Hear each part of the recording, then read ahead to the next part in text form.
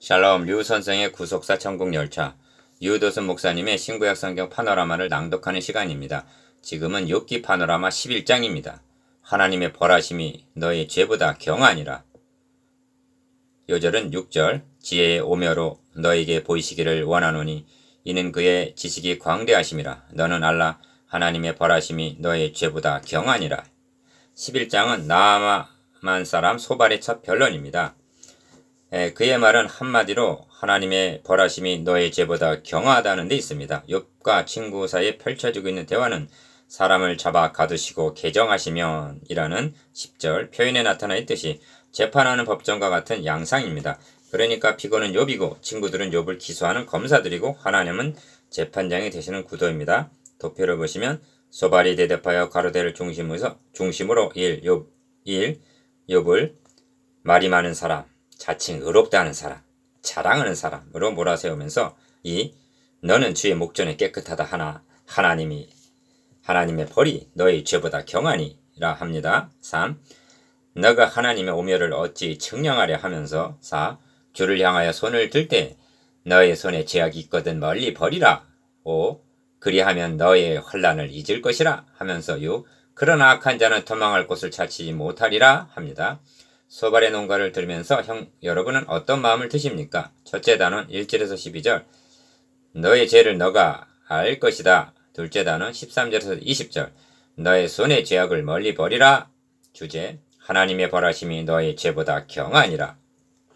기어 소발의 논구는 유능한 검사처럼 준엄하기까지 합니다. 소발은 크게 4가지 요점을 말하고 있는데 욥은 말이 많고 자칭 의롭다고 자랑하는 자로 2절 몰아세우면서 첫째로 너는 알라 하나님의 벌하심이 너의 죄보다 경하니라 합니다. 6절 니은 둘째는 너의 손에 죄악이 있거든 멀리 버리라. 14절 즉 회개하라 합니다. 디귿 셋째는 그리하면 너의 환난이 물러가게 될 것이다. 15절 리을 넷째는 그러나 악한 자 즉 회개하지 않으면 소망이 없다고 단언합니다. 20절 너무나 지당한 말이라 여겨지지 않습니까? 왜냐하면 오늘의 설교가 이와 같기 때문입니다. 그런데 어찌하여 너희가 나를 가리켜 말한 것이 정당하지 못해함이니라 하시는가? 이를 두 단원으로 나누어 상고하겠습니다. 첫째 단원 1절에서 12절 너의 죄를 너가 알 것이다. 나아마 사람 소발이 대답하여 가로되 1절 1. 말이 많으니 어찌 대답이 없으랴. 입이 부푼 사람이 어찌 의롭다 함을 얻겠느냐. 2절 기억 우선적으로 주목하게 되는 것은 어찌 의롭담을 얻겠느냐 한 말입니다. 욥기가 우리의 선입관과는 달리 의롭담이라는 주제가 중심 주제임을 유념할 필요가 있습니다. 어찌 의롭담을 얻겠느냐 한 뜻은 어찌 하나님과 바른 관계를 이룰 수가 있겠느냐 하는 그런 뜻으로 이 주제는 하나님 존전에서 추방을 당한 아담의 후예들이 풀어야 할 가장 절박한 수건이기 때문입니다.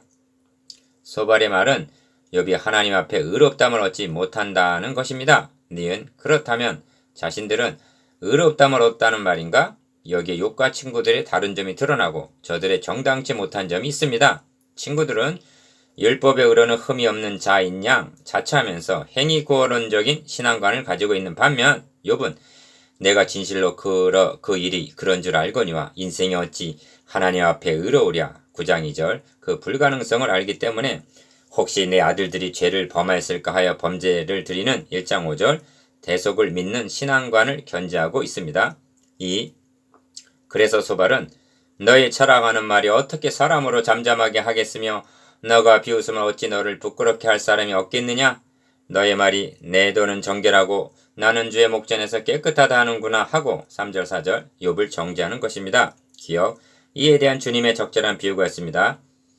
또 자기를 의롭다 하고 믿고 다른 사람을 멸시하는 자들에게 이 비유로 말씀하시되 바리새인과 세리가 기도하러 올라갔다는 것입니다. 바리새인은 이 세리야도 같지 아니함을 감사하나이다 하면서 자기 자랑만을 늘어놓았습니다. 그러나 세리의 고백은 하나님이여 불쌍히 여기시옵소서 나는 죄인이로소이다 한 한마디뿐이었습니다.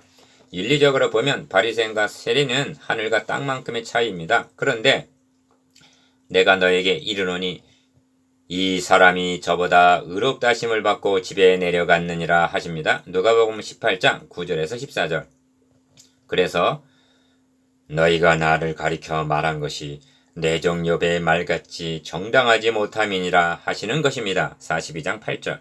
니은 하나님은 말씀을 내시며 너를 향하여 입을 여시고 지혜의 오묘로 너에게 보이시기를 원하노니 즉 하나님이 직접 입을 열어 책망하시기를 원한다는 말입니다. 그러면서 이는 그의 지식이 광대하심이라 너는 알라 하나님의 벌하심이 너의 죄보다 경하니라 합니다. 5절 6절. 이 말을 듣는 욥은 기가 막혔을 것입니다. 너가 하나님 오묘를 어찌 능히 측량하며 전능자를 어찌 능히 온전히 알겠느냐. 7절. 기어 6절과 7절에서 지혜의 오묘, 하나님의 오묘라는 말이 있습니다. 자신들은 하나님의 오묘, 즉 깊은 지식을 깨달은 자들이라는 것입니다. 그런데 욥은 하늘보다 높으시니 너가 어찌 하겠으며 음보보다 깊으시니 너가 어찌 알겠으며 그 도량은 땅보다 크고 바다보다 넓으니라 하고 8절 9절. 마치 바리새인들이 세리와 죄인들을 멸시하듯 합니다. 지금 저는 욥을 두둔하고 있는 것이 아닙니다. 자력구원의 불가능성을 알기에 오직 복음, 오직 은혜하고 증거하고 있을 뿐입니다. 니은 하나님이 두루 다니시며 사람을 잡아 가두시고 개정하시면 누가 능히 막을 소냐 합니다. 10절. 예, 법정을 여는 거죠. 개정. 앞에서 말씀드린 대로 욥기는 재판하는 법정과 같은 구도입니다. 그리하여 욥을 가운데 세워놓고는 친구들이 번갈아 논거를 합니다. 그런데 욥을 위해서 변호해 줄 자는 아무도 없습니다. 심지어 아내마저도 그래도 자기의 순전을 지키느뇨 하나님을 욕하고 죽어버리라 하고 떠나가고 말았습니다. 그러나 욥은 지금 나의 증인이 하늘에 계시고 나의 보인 중보자가 높은 데 계시다는 것을 믿고 있는 것입니다. 16장 19절. 지금 하나님은 허망한 사람을 아시나니 악한 일은 상관치 않으시는 듯하나 다 보시느니라. 허망한 사람은 지각이 없나니 그 출생함이 들나귀 새끼 같으니라 합니다. 11절 12절. 욥은 꼼짝없이 들나귀 새끼 같은 지각 없는 허망한 사람이 되고 만 것입니다.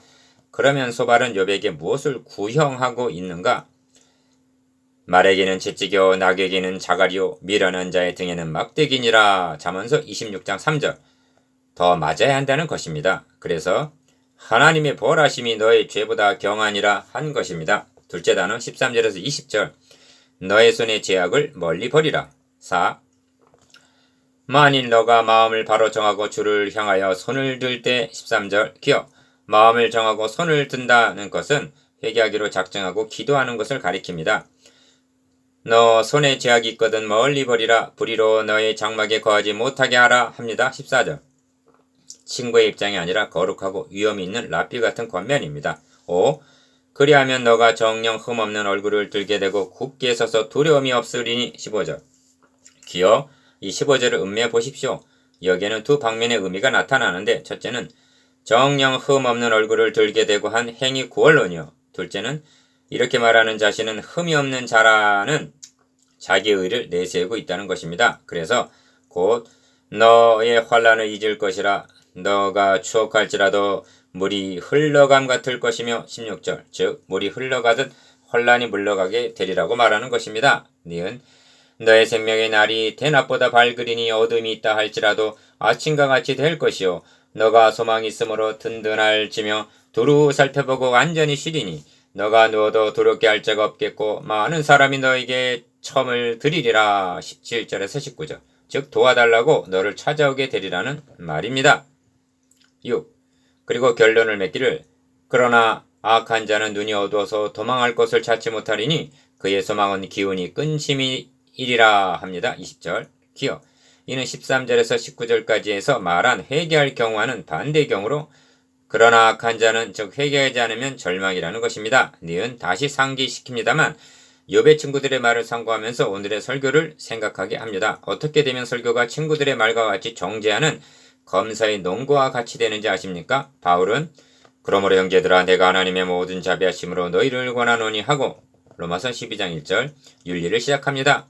이 그러므로가 끊어지게 되면 즉 복음에 근거하지 않은 교훈은 검사의 논거와 같은 율법이 될 수가 있다는 점을 명심하십시다. 7. 묵상해 보겠습니다. 기어 어찌 의롭다함을 얻겠느냐는 주제에 대해서 니은 재판하는 법정과 같은 양상에 대해서 디귿 소발의 권면과 오늘의 설계에 대해서